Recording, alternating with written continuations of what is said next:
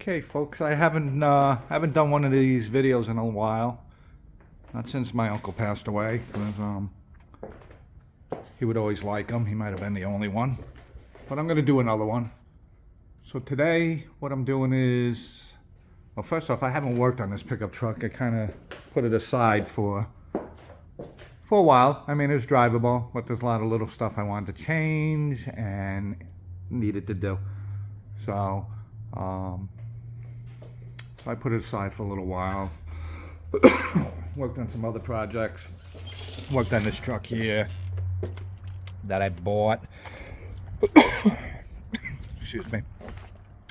It's been sitting for like 2 years, 50,000 miles on it, but they had some electrical computer problems.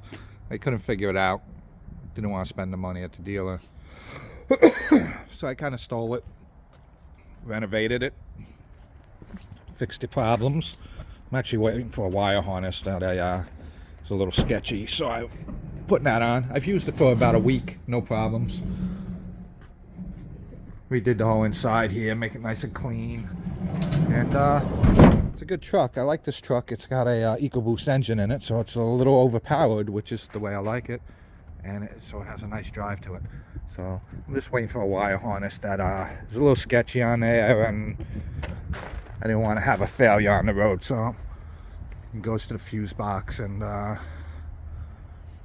so that's hopefully be here next week, and I'll put this back in service, and I'll be using this one primarily. But anyway, back to the pickup truck. So what I'm going to do, I am doing today, or did today, or I'm finishing today, is emergency brakes. So typically on these trucks, there's a lever under the dash that you pull, and it pulls on this cable through a series of pulleys. A little archaic, but it was 1957.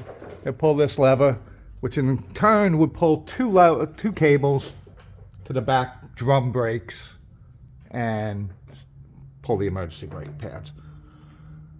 But this truck's been updated to a Corvette rear end, so I want to do it a little more modern. So I got regular shielded cables, ran them up to here, and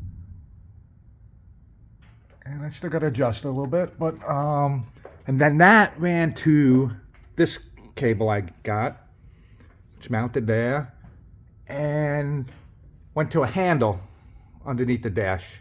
I don't want to lower the truck to show you right now, but it was just a handle you pulled straight out, nothing fancy. Well, what I realized was it's really hard to pull that handle straight out. You know, with a lever, you have a little leverage on it, stuff like that. So my options were to go back to the regular stock lever and make a mount and put a shielded cable on it somehow, and because I didn't want all this here, which I'm going to cut all off. But then my thought was, you know, I'm making everything modern on this truck. I want to make it a little better, a little more modern. So modern cars, you know, most of your modern cars have electronic emergency brakes. So that's what I did. I don't know if you can see, it's hard to see in there where I mounted it, but it's protected under there. I put a linear actuator on there. And so what that does is when I hit a button, which I still got to install, underneath the dash, this linear actuator will turn on and pull the emergency brakes.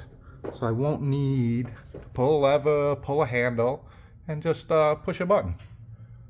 Kind of you know, something that people won't even notice or anything like that, but I just wanted to do it. So I'll show you how it works. So what I do is when you hit the switch, you're going to put power to it. I'm going to simulate putting power to it with the jump box. When I put power to the actuator, as you see, it's pulling the emergency brake. And I'll show you over here. The wheel is locked up.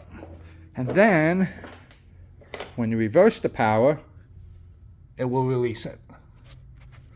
If I had an extra set of hands, I could do this a lot neater for you. But I'll show you if I can. Okay, so then when I put reverse power to it, and we'll release the emergency brake. Simple. Simple. Kind of cool though.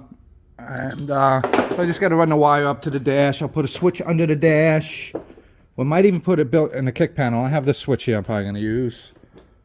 And I can put it right under the dash. Or I might not use this bracket and just cut it and put it in the kick panel to the side. And it'd be less obtrusive, if that's the word. Anyway, so that's so far what I've been doing on this past week. I also put a new steering box in, which is one of the things I always regretted when I had it apart that I didn't put a new one in.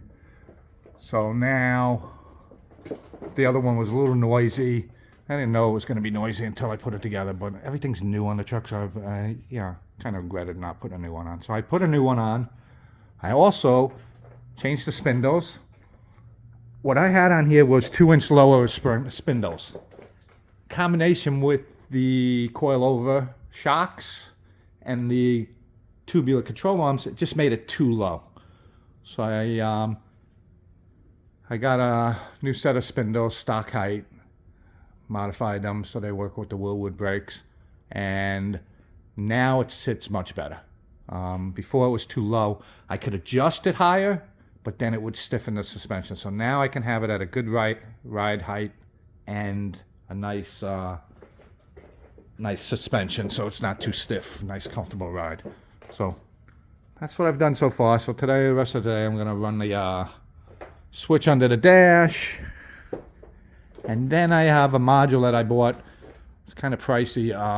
That hooks into the CAN system of the computer and will let me have a relay to make sure it only starts in park and neutral. As it is right now, it can start in any gear, which I don't like. And also control the reverse lights, because this is a modern transmission in here, 680E, I think, 6L80E.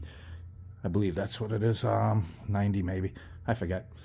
Same thing though, but they're computer controlled, so there's no external neutral safety switches or reverse switches like you would see on your Turbo Hydromatic or 400 or those trannies. So it lends a little problem to put a neutral safety switch in there. So I got this module that will hook to the CAN system and take care of that for me. So that'll be good.